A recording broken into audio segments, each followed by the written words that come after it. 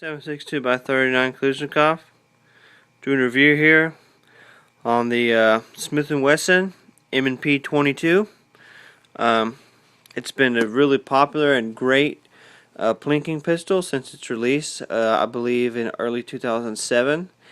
It is a cheaper alternative to the full-size line of M&P pistols, like the M&P-9, 40, 45, 357 SIG, whatever you may have.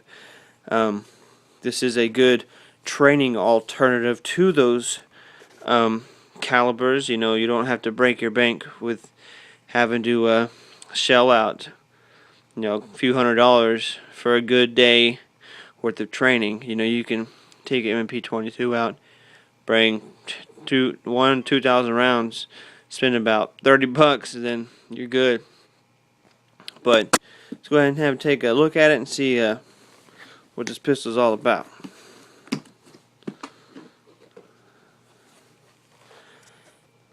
As you can see, the M&P-22 is a full-size service pistol, the same size roughly as the say M&P-9. It does originally only come with one magazine. This part is empty. I bought this on eBay. When the whole scare kicked off, these were impossible to find, and bidding would start off at like 40 bucks, but luckily I found a guy. 60 bucks, free shipping. That's still ridiculous. Like I put about 2 or 3, but can't really train with one magazine. You can't really do manipulation and reloads with one mag. So this is a Smith&Wesson M&P-22 mag. Now this is made in Germany. As you can see, it has the button for the follower. By the way, it's much easier to load. Okay. And you can see this gun is marked with all the M&P Smith&Wesson logos. But this pistol is not made in the USA. Even though it says Smith&Wesson, Springfield, Massachusetts, USA, this gun is actually made by Walther. So technically it's a Walther M&P-22, just with the Smith&Wesson logo on it. Go ahead and flip it around here. I'm going to leave it right there.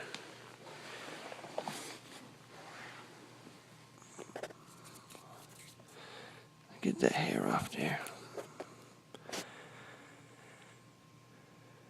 Let y'all take a good look at it. Again, it does have the proper markings. Back straps, like your M&P-9, 45, whatever, they do change all the way from large to small. These back straps are fixed.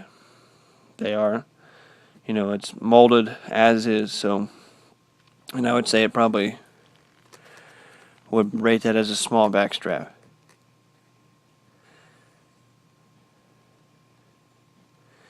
Now again, like I said, this is made in Germany by Carl Walther. Sorry for the grease, it still has a lot from the paper it was wrapped up in. See, Carl Walther, Ulm Germany, M&P-22. And of course you can see the proper German markings on the slide and the barrel. Stamped on the slide, Smith&Wesson. And there you go, made in Germany. You can see here, this is a full-size Picatinny rail, 1913. So you can put any kind of accessory you would have yourself put on there that you could put on an AR, whatever. Here you have the trigger safety. Of course, as you can tell, this this hook right here prevents it from going in by itself. If I can try to push it in. Yeah, see, and then once it's actually engaged up, it'll allow itself to go in that cavity right there. But the trigger is pretty much similar to the M&P. I have an M&P-9. The trigger is quite a bit different, but overall appearance is the same. Of course, your serrations like the M&P are the same. Your dot system, traditional 3-dot sights. Unfortunately, your rear sight is not dotted. It's just a regular Novak style black sight. It is steel, so it is a bonus. So you can put some white paint on there to improve it. Right here in the back on an M&P, you would notice a back plate where the striker is, the housing is. This is actually an internal hammer fired, pretty much a small bobbed hammer in there, and it's that's how this one works. Still a very reliable and good design. I really do like it. I've shot this thing quite a bit, and I've had 0 failures to feed or eject with this weapon since I have used it. And I have used it quite a bit. Of course, here on the top, just like the M&P full line series, it does have an indicator when you have a round. That's what this cutout is. You just look in there and you can see the end of the brass. That way you know you are loaded up and ready to go.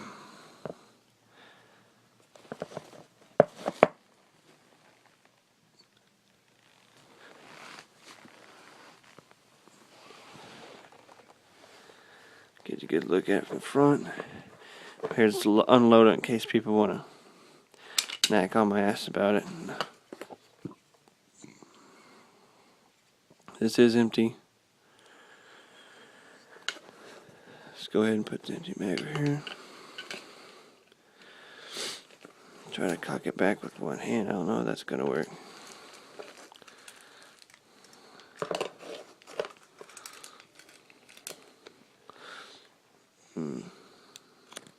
There we go. It worked out better than I thought it would. Get a good view on the inside here.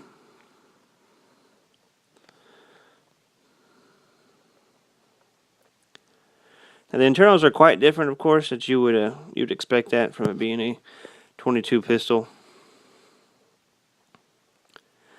But overall, very reliable design.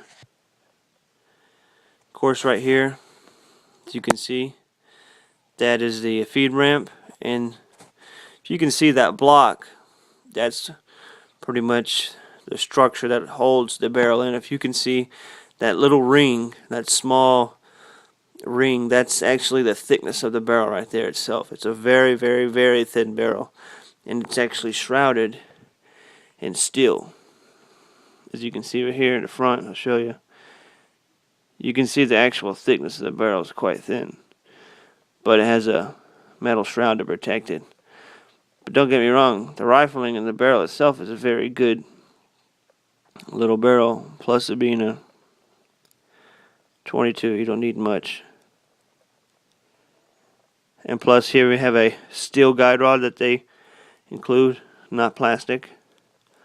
The slide that they use on this is 7075 T6 aircraft aluminum. It's not Zamac like your, unfortunately, Walther P-22s. They use I guess people call it pop metal, but it's called Zamac 5, which is fairly good. It holds its own, but I would prefer an aircraft aluminum, than anything else. Of course, here you can see on the left and right side we have ambidextrous safeties. M&P-9 that doesn't come with the safety, just a trigger safety. It's a combat pistol. It's ready to go as soon as you pull it out. This one has a safety up for safety, and then of course in the down position to fire. Ambidextrous slide release over here as well. Now if I can find a way to actually pull this pistol apart for you guys, I would love to do that. So let's see if I can do it real fast without wrapping myself up too bad.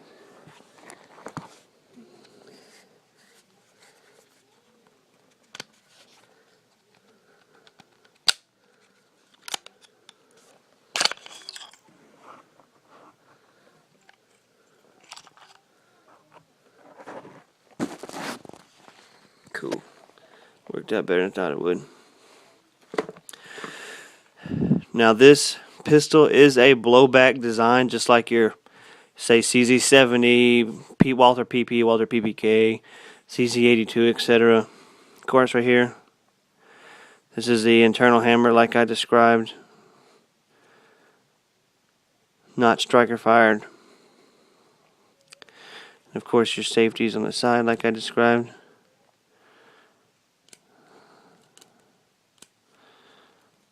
Get a little closer here.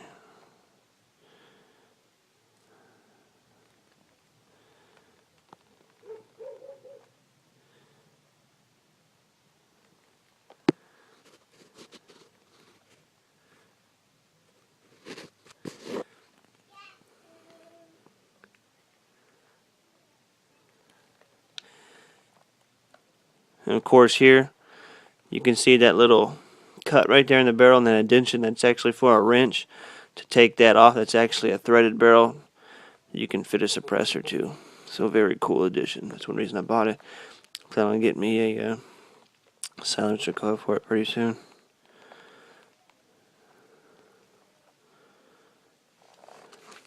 Of course here you can see your guide rod. Very thin steel spring with a metal guide rod and a kind of like a bushing to get soften the recoil. Not much recoil to it, but yeah, it is what it is. Here's the slide, very light. Like I said, this is aircraft aluminum, 7075 T6. Of course, the internals look totally different from M&P once you take it apart, but the overall appearance on the physical outside is pretty much the same.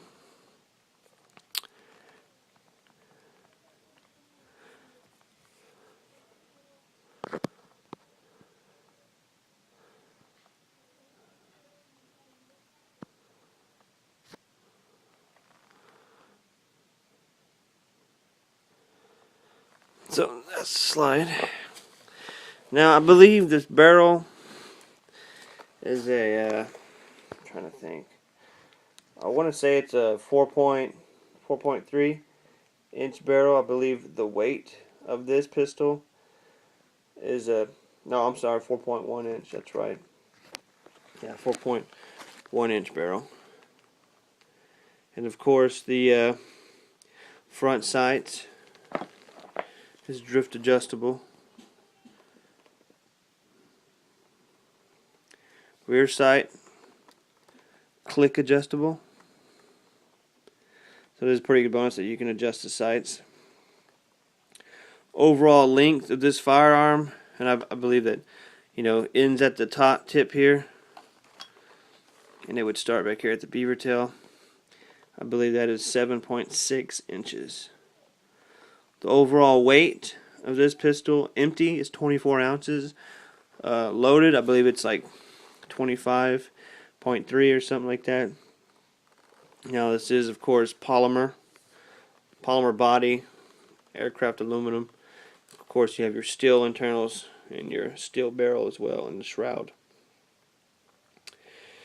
Of course, like I said, it has the ambidextrous safety, ambidextrous slide stop. Now with this magazine release, you can actually reverse it, put it on the other side, so it is pretty good bonus. So it is pretty cool. That's why it is a really great firearm, guys. I would recommend getting it, absolutely. It is worth the, you know what, I think say $419, $420 retail. Right now I've seen them go online for about $470. They're harder to find than they used to be. Of course, your uses for them would be, you know, for family, recreation, personal protection, which 22s are quite sufficient. Home protection, and then maybe for an older man who can't, you know, handle that recoil, or, you know, like I said, you know, professional training alternative than the full-size caliber. I appreciate you guys watching this. Comment, tell me what you think of the video. Again, this is Smith&Wesson M&P22 made by Walther.